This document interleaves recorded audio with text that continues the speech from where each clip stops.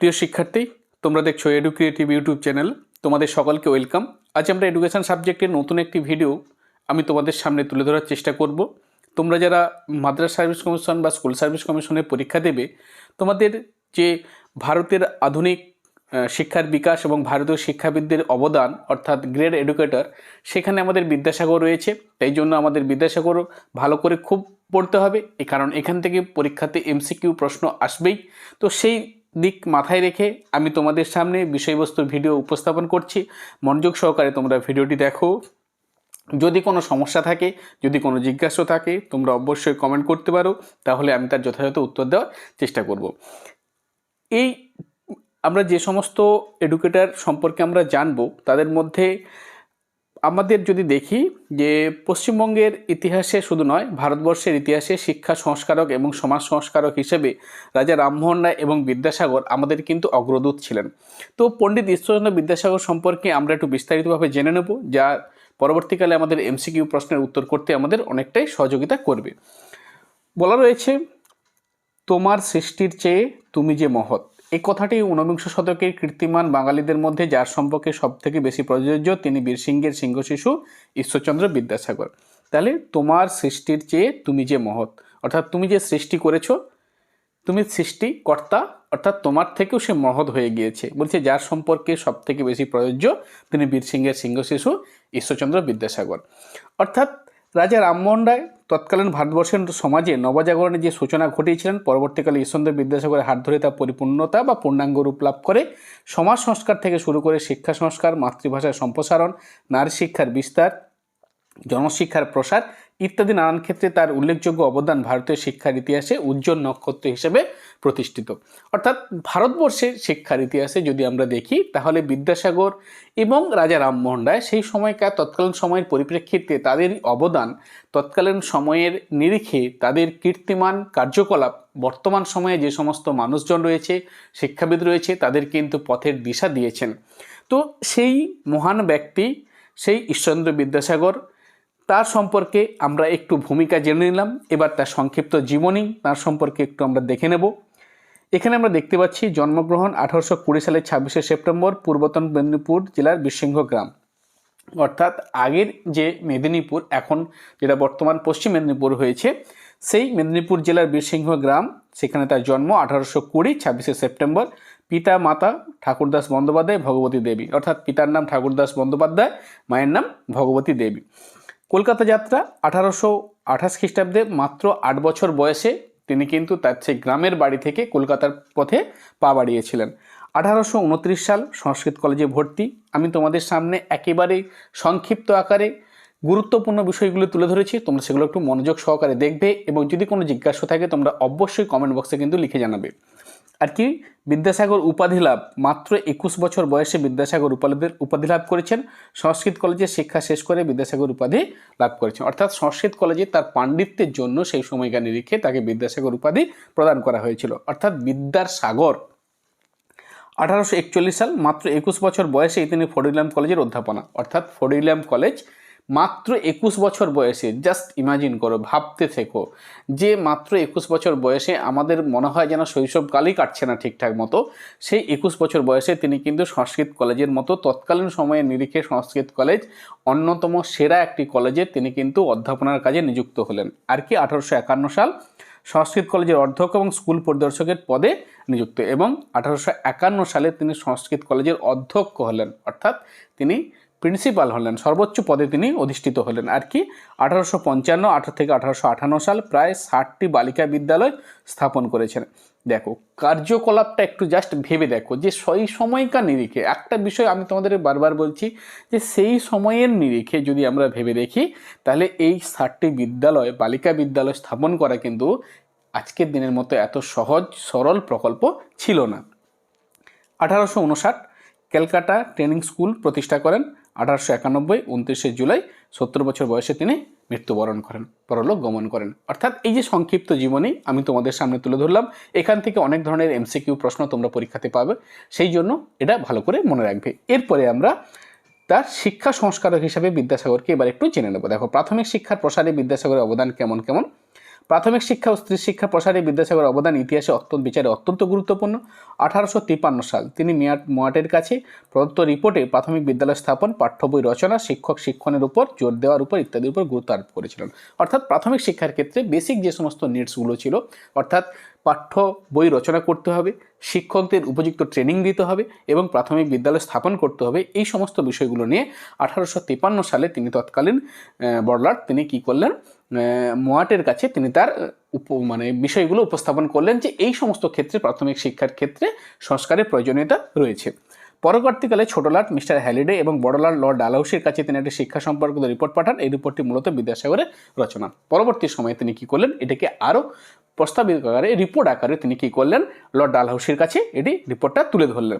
ওই পরিকল্পনা অনুসারে কিছু সংখ্যক মডেল স্কুল প্রবর্তন করা, অর্থাৎ সেই সময়কার নিরিখে কিছু মডেল স্কুল স্থাপন করা, পরিদর্শনের ব্যবস্থা করা, আর কি বলা রয়েছে, সম্পূর্ণ শিক্ষার জন্য ভূগোল, ইতিহাস, জীবনচরিত, পাটিগণিত, জ্যামিতি, পদার্থবিদ্যা, নীতিবিজ্ঞান, শারীরবিজ্ঞান ইত্যাদি বাংলায় শিক্ষা দেওয়ার ব্যবস্থা করেন। অর্থাৎ কি, সেই সময়কার নিরিখে যদি আমরা দেখি যে শিক্ষার একটি অন্যতম অন্তরায় ছিল বা বাধা ছিল, সেটা কিন্তু শিক্ষার মাধ্যম। তিনি সেই জন্য চাইলেন কি, যে মাতৃভাষার মাধ্যমে যাতে সবাই পাঠদান করতে পারে, শিক্ষা গ্রহণ করতে পারে, সেই বিষয়টার উপর তিনি জোর দিলেন। আর কি করলেন, কার্যকলাপ হুগলি, নদিয়া, বর্ধমান, এটা হচ্ছে গিয়ে দিনাজপুর হবে, দিনীপুর হয়ে গেছে, মেদিনীপুর জেলায় স্কুলগুলি তৈরি করা হয়। এটা হবে 3টি হবে, এটা একটু 3টি জেলায় তিনি 5টি করে বাংলা স্কুল প্রতিষ্ঠা করেন। তাহলে আমরা কি দেখতে পেলাম, হুগলি, নদিয়া, বর্ধমান, মেদিনীপুর জেলায় তিনি স্কুল তৈরি করা হয়, উপস্থাপন করেন এবং 3টি জেলাতে 5টি করে কিন্তু বাংলা স্কুল প্রতিষ্ঠা করা হয়েছে। এবার দেখো স্ত্রী শিক্ষা বিষয়ে তার সুচিন্তিত মতামত। বলছে শিক্ষা পরিষদের সভাপতি বেথুন সাহেব 1849 সালে কলকাতায় একটি বালিকা বিদ্যালয় স্থাপন করেন। তাহলে 1849 সালে কলকাতায় একটি বালিকা বিদ্যালয় স্থাপন করা হয়, যা বর্তমানে বেথুন স্কুল, বেথুন কলেজ নামে পরিচিত। তিনি বিদ্যাসাগরের পরামর্শ গ্রহণ করতেন। অর্থাৎ আমরা দেখতে পাচ্ছি যে বেথুন সাহেবের সহযোগিতাতে তিনি কি করলেন, বেথুন স্কুল প্রতিষ্ঠা করলেন, বেথুন কলেজ নামে পরিচিত আজকের দিনে, যেটি তার তখনকার দিনের নাম ছিল বালিকা বিদ্যালয়। তো সেটা 1849 সালে তিনি স্থাপন করেছিলেন। এরপর আর কি কি বিষয় রয়েছে দেখো, এক সেকেন্ড। পরবর্তীকালে তিনি এর সম্পাদক হন। বেথুন সাহেবের মৃত্যুর পরে বিদ্যাসাগরের চেষ্টায় স্কুলটি নারী শিক্ষার উচ্চতর প্রতিষ্ঠান হিসেবে পরিগণিত হতে থাকে। 1857 সালে হ্যালিডে সাহেব এদেশে বিদ্যাসাগরের সহায়তা নারী শিক্ষার উপর নারী শিক্ষার বিস্তারের জন্য তিনি কিন্তু উদ্যোগ গ্রহণ করেছিলেন। 1858 সালের মে মাসের হুগলিতে 23টি, বর্ধমানে 11টি, মেদিনীপুরে এটা 3টি হবে 3টি, নদিয়াতে 1টি করে মোট 38টি বিদ্যালয় তিনি স্থাপন করেছিলেন। অর্থাৎ যেখানে আমরা দেখতে পাচ্ছি 38টি যে স্কুল এই স্থাপন হওয়ার পর এই স্কুলগুলি খরচের জন্য কিন্তু তিনি অনেক সমস্যায় পড়েছিলেন। সেই জন্য তিনি কী করলেন, এই সমস্ত স্কুলে আর্থিক সহায়তার জন্য বেসরকারি নারী শিক্ষা ভাণ্ডার গঠন করেন। খুব গুরুত্বপূর্ণ একটি এমসিকিউ, নারী শিক্ষার ভাণ্ডার কে গঠন করেন, বিদ্যাসাগর। গণশিক্ষা বিস্তারে বিদ্যাসাগরের অবদান কী ছিল সেটা আমরা দেখব। দেখো বলছে বিদ্যাসাগরের শিক্ষা প্রচেষ্টার অন্যতম লক্ষ্য ছিল গণশিক্ষার বিস্তার। তিনি জাতি, ধর্ম, বর্ণ নির্বিশেষে সকলের জন্য সংস্কৃত কলেজের শিক্ষার দ্বার উন্মুক্ত করে দিয়েছিলেন। আর কি করেছেন, শিক্ষাক্ষেত্রে মেকেলে চুইয়ে নেওয়া নীতির তিনি সমালোচনা করেছেন, বরং গণশিক্ষার প্রসারের কথা বলেছিলেন, যা লর্ড ডালহৌসি সমর্থন করেছিলেন। অর্থাৎ বিদ্যাসাগর কিন্তু সেই সময়কার কিছু ইংরেজ মানুষজন যারা উচ্চ পদে আসীন ছিলেন তাদের স্নেহভাজন ছিলেন। সেই জন্য বিদ্যাসাগরের ক্ষেত্রে কাজটা অনেকটা সহজ হয়েছিলেন, কারণ বিদ্যাসাগরের মতন এমন এক ধরনের পাণ্ডিত্য এবং মহান মানুষকে তৎকালীন সময়ে ইংরেজরা এই দিক থেকে তাকে কিন্তু কদর দিতে কিছু অংশে ভুল করেনি। আর কি সেই সময় গভর্নর হ্যালিডে সাহেবের সহযোগিতায় হুগলি, নদিয়া, বর্ধমান, মেদিনীপুর জেলায় 20টি মডেল স্কুল স্থাপন করেছিলেন এবং তার সঙ্গে সঙ্গে তিনি কী করলেন, 20টি মডেল স্কুলও স্থাপন করলেন। এবার দেখো ভাষা, সাহিত্য এবং বিদ্যাসাগর। বলছি প্রাথমিক শিক্ষা বিস্তার নিরক্ষরতা দূরীকরণে বিদ্যাসাগরের বর্ণপরিচয় এক অবিস্মরণীয় অবদান। বর্ণপরিচয়ের প্রথম খণ্ড প্রকাশিত 1855 সালে 13ই এপ্রিল। তাহলে 1855 সালে 13ই এপ্রিল বিদ্যাসাগরের বর্ণপরিচয়ের প্রথম খণ্ড প্রকাশিত হয়। শিশুদের কাছে মাতৃভাষা শিক্ষাকে সহজ সরল করার জন্য তিনি বর্ণপরিচয় হাত দেন। 1855 সালে বর্ণপরিচয়ের দ্বিতীয় ভাগ প্রকাশিত হয়। আর কি পণ্ডিত ঈশ্বরচন্দ্র বিদ্যাসাগর তার জীবদ্দশায় 17টি সংস্কৃত গ্রন্থ, 4টি ইংরেজি গ্রন্থ, 32টি বাংলা গ্রন্থ সহ মোট 53টি গ্রন্থ রচনা করেন। তাহলে ভেবে দেখো যে সেই সময়ে বিদ্যাসাগর তার জীবিত অবস্থাতে তিনি 17টি সংস্কৃত গ্রন্থ, 4টি ইংরেজি, 32টি বাংলা সহ মোট 53টি বই বা গ্রন্থ রচনা তিনি কিন্তু করেছিলেন। তার একটা সংক্ষিপ্ত তালিকা আমি তোমাদের সামনে তুলে ধরেছি, বিষয়টা একটু বোঝার চেষ্টা করো। সংস্কৃত সাহিত্যের মধ্যে কী কী রয়েছে? উপক্রমণিকা, ব্যাকরণ কৌমুদী 4টি খণ্ডে এবং ঋজুপাঠ। আর প্রাথমিক শিক্ষার উপযোগী কী কী? বেতাল পঞ্চবিংশতি, বাংলার ইতিহাস, জীবনচরিত, বোধোদয়, আখ্যান মঞ্জুরি, কথামালা, শব্দমঞ্জুরি, শব্দ সংকলন বা অভিধান এবং প্রথম ও দ্বিতীয় খণ্ডের বর্ণপরিচয়। অনুবাদ বা ভাবানুবাদমূলক গ্রন্থগুলো কী কী ছিল? অনুবাদমূলক শকুন্তলা, সীতার বনবাস আর ভ্রান্তিবিলাস। আর কি রয়েছে? বিশ্ববিদ্যালয়ের পাঠ্যপুস্তক লিখলেন মেঘদূতম, অভিজ্ঞানম, শকুন্তলম যেটা আমরা পড়েছি, আর হর্ষচরিতম প্রভৃতি। আর সমাজ সংস্কার বা সমাজের কুসংস্কারের সম্পর্কে তিনি কী কী বই রচনা করেছেন? বিধবা বিবাহ বিষয়ক প্রস্তাব আর বহু বিবাহ সম্বন্ধে 2টি নিবন্ধ রচনা করেছিলেন। আর ছদ্মনামে তিনি কি লিখেছেন? তিনি যে ছদ্মনামে ব্যবহার করতেন, কস্যচিত্ত উপযুক্ত ভাইপোষ্য, এই ছদ্মনামে তিনি কি কি লিখেছেন? অতি অল্প হইল, আবার অতি অল্প হইল, ব্রজবিলাস, রত্নপরীক্ষা ইত্যাদি পুস্তক তিনি কিন্তু ছদ্মনামে লিখেছেন। সম্পাদনায় প্রকাশিত, অর্থাৎ বিদ্যাসাগর মহাশয়ের সম্পাদনায় প্রকাশিত হয়েছিল এমন এগুলো একটু নাম মনে রাখবে: শব্দমঞ্জুরি, অন্নদামঙ্গল, বিদ্যাসুন্দর ইত্যাদি গ্রন্থ। তাহলে এই বিষয়গুলো তোমাদেরকে কিন্তু একটু মনে রাখতেই হবে, কারণ পরবর্তীকালে এমসিকিউ যখন প্রশ্নের উত্তর আমরা করব, এগুলো কিন্তু আমাদের কাজে দেবে। এখানে দেখো একটি বিষয় আমি তোমাদের সামনে জাস্ট কোট করেছি। রবীন্দ্রনাথ বলেছেন, বিদ্যাসাগর বাংলা ভাষার প্রথম যথার্থ শিল্পী। অর্থাৎ আমাদের সামনে বাংলা ভাষার গদ্য রচনার সহজ সরলভাবে যদি তিনি কেউ প্রথম আমাদের সামনে নিয়ে আসেন, তাহলে কিন্তু বিদ্যাসাগর মহাশয়। সেই জন্য রবীন্দ্রনাথের মতো এমন মহান মানুষের মহান উক্তি আমরা বিদ্যাসাগর সম্পর্কে যথার্থ মূল্যায়ন করতে পারি। কি বলেছেন? বিদ্যাসাগর বাংলা ভাষায় প্রথম যথার্থ শিল্পী ছিলেন। হয়েছে, এরপরে আমরা বাকি অংশ দেখব। এবার দেখো বিদ্যাসাগর এবং সংস্কৃত কলেজ। 1841 খ্রিস্টাব্দে 29শে ডিসেম্বর ঈশ্বরচন্দ্র বিদ্যাসাগর ফরিদলাম কলেজে বাংলা বিভাগের প্রধান পণ্ডিত রূপে যোগ দেন। অর্থাৎ ডিপার্টমেন্টাল হেড যাকে আমরা বলি, তিনি বাংলা বিভাগের প্রধান হিসেবে যোগ দিলেন। এই কলেজের কার্যপলক্ষে তিনি জন হ্যালিডে, পিটার গ্রান্ট, সিমেকা বিডন, উইলিয়াম গ্রে প্রভৃতির উদার হৃদয়বাদী পণ্ডিতের সঙ্গে বা পণ্ডিত ব্যক্তির সঙ্গে তার যোগাযোগ হয় এবং তাদের মধ্যে বন্ধুত্ব তৈরি হয়। 5 বৎসর ফরিদলাম কলেজে কাজ করার পর 1846 খ্রিস্টাব্দে কলকাতা সংস্কৃত কলেজে সহ সম্পাদকের পদে যোগ দেন এবং 1851 সালে তিনি সংস্কৃত কলেজের অধ্যক্ষ হিসেবে নিযুক্ত হন। তাহলে আমরা কি দেখতে পাচ্ছি? 1841-এ তিনি কলেজের অধ্যাপনার কাজে যুক্ত হলেন, আর 1851-তে কিন্তু সংস্কৃত কলেজের অধ্যক্ষ হলেন। তাই এই সালগুলো তোমরা মনে রাখবে। বিদ্যাসাগর ও কলেজীয় ইংরেজি শিক্ষা। 1859 সালে তার কয়েকজন বন্ধু কলকাতায় ট্রেনিং স্কুল স্থাপন করেন। 1864 সালে এর নাম হয় মেট্রোপলিটন ইনস্টিটিউট। কলেজের সর্বাধিক সংকটের সময় এবং অন্যান্য উন্নতির সবটাই ব্যয় করতেন বিদ্যাসাগর। তাহলে বিদ্যাসাগর কিন্তু শুধু কেবলমাত্র যে পড়াশোনা বিষয়ে তিনি মনোযোগী তা নয়, তিনি এই সমস্ত শিক্ষা প্রতিষ্ঠানগুলো তৎকালীন সময় নিরিখে আর্থিক সংকটে ভুগছিল, সরকারি সাহায্য ঠিকঠাকভাবে পাওয়া যাচ্ছিল না। তিনি কিন্তু তার সর্বস্ব আয় দিয়ে বা অন্যান্য জায়গা থেকে তিনি অর্থের সংকুলন করে এই সমস্ত প্রতিষ্ঠানগুলোকে কিন্তু বাঁচিয়ে রেখেছিলেন। আর কি 1854 খ্রিস্টাব্দে ডেসপ্যাচে প্রকাশিত কলকাতা বিশ্ববিদ্যালয় স্থাপনের যে উদ্দেশ্যে যে কমিটি গঠিত হয় তার সদস্য মনোনীত হন তিনি। 1857 সালে কলকাতা বিশ্ববিদ্যালয়ের ফেলো হন। তাহলে আমরা কি দেখতে পাচ্ছি? 1854 সালে উডের ডেসপ্যাচ আমরা সবাই জানি, সেখানে কলকাতা বিশ্ববিদ্যালয় স্থাপনের একটা সুপারিশ হয়েছিল। আমরা জানি যে 3টি বিশ্ববিদ্যালয় স্থাপনের, কলকাতা, বোম্বাই, মাদ্রাজ, এই 3টি বিশ্ববিদ্যালয় স্থাপনের যে সুপারিশ হয়েছিল, সেই কলকাতা বিশ্ববিদ্যালয় স্থাপনের যে কমিটি তৈরি করা হয়েছিল সেখানে কিন্তু সদস্য হিসেবে মনোনীত হয়েছিলেন বিদ্যাসাগর এবং 1857 সালে তিনি কিন্তু কলকাতা বিশ্ববিদ্যালয়ের ফেলো হন। বিদ্যাসাগর এবং সংবাদপত্র। তিনি তত্ত্বাবধানী পত্রিকার কমিটির সদস্য ছিলেন। তাহলে খুব গুরুত্বপূর্ণ একটি প্রশ্ন। সর্বশুভঙ্করী পত্রিকায় তিনি নিয়মিত লিখতেন। দ্বারকানাথ, বিদ্যাবিনোদ, সোমপ্রকাশ পত্রিকার সম্পাদক হলেও এটি বিদ্যাসাগরের পরিচালনা। তার মানে আমরা কি দেখতে পাচ্ছি যে সোমপ্রকাশ পত্রিকা, তার সম্পাদক কে? যে দ্বারকানাথ বিদ্যাবিনোদ। তিনি এই পত্রিকার সম্পাদক হলেও টোটালটাই পরিচালনা করতেন কিন্তু বিদ্যাসাগর মহাশয়। হরিশ্চন্দ্র মুখোপাধ্যায়ের মৃত্যুর পর হিন্দু প্যাট্রিয়ট পত্রিকা, আমরা জানি যে হিন্দু প্যাট্রিয়ট পত্রিকার সম্পাদক ছিলেন হরিশ্চন্দ্র মুখোপাধ্যায়। তার মৃত্যুর পরে বিদ্যাসাগর মহাশয় তিনি কিন্তু এই পত্রিকাটিকে বাঁচিয়েছিলেন। অর্থাৎ তিনি চাইছিলেন যে এরকম ধরনের একটি পত্রিকা, সমাজ সচেতনমূলক একটি পত্রিকা, সেটা উঠে যাক, এটা তিনি চান না। সেই জন্য তিনি কিন্তু তার যথাসর্বোচ্চ চেষ্টা করে তিনি এটাকে বাঁচিয়েছিলেন। আর কি কি আমরা দেখব? সমাজ সংস্কারক হিসাবে বিদ্যাসাগরের অবদান, সেটা আমরা একটু দেখব। সমাজ সংস্কারের ক্ষেত্রে বিদ্যাসাগরের সবচেয়ে উল্লেখযোগ্য অবদান হলো বিধবা বিবাহ প্রবর্তন।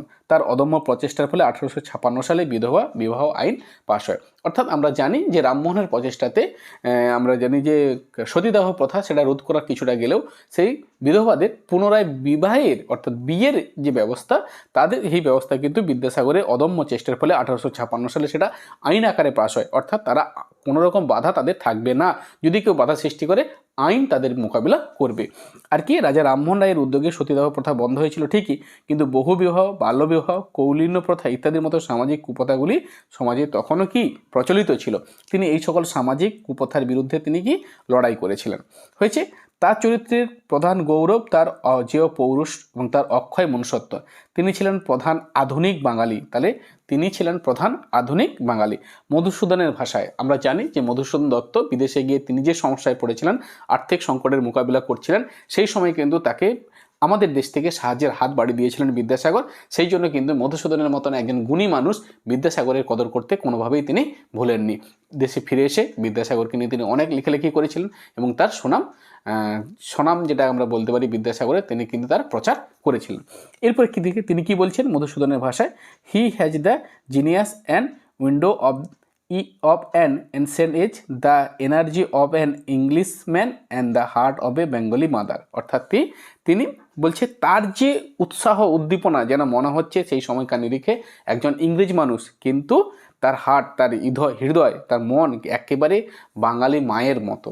অর্থাৎ এর থেকে আর ভালো কমপ্লিমেন্ট বিদ্যাসাগর সম্পর্কে আমরা আর ভাবতেই পারি না। বলছে শিক্ষার মাধ্যমে সামাজিক বিভেদ দূর করা, গণসাক্ষরতা, প্রাথমিক শিক্ষার প্রসারে নিরলস প্রেরণা, নারী শিক্ষা, নারী মুক্তির জন্য মর্মাত্মক আন্দোলন গড়ে তোলা, সব কিছু ক্ষেত্রে কিন্তু বিদ্যাসাগরের অবদান অতুলনীয়।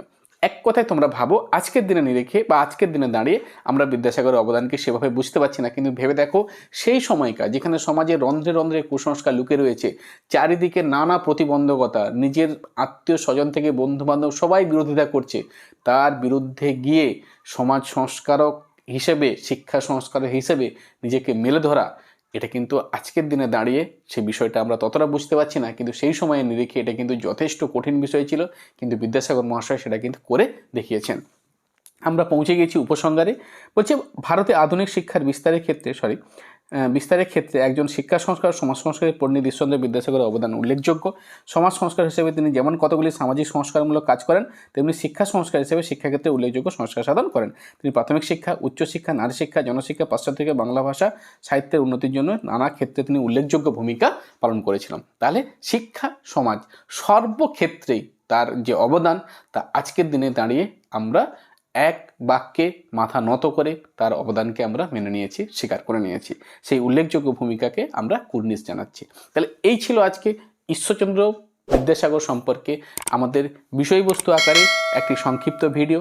আশা করি তোমরা বিষয়টি খুব মনোযোগ সহকারে দেখেছো। যদি কোথাও কোনো সমস্যা থাকে, কোনো জিজ্ঞাসা থাকে, তোমরা অবশ্যই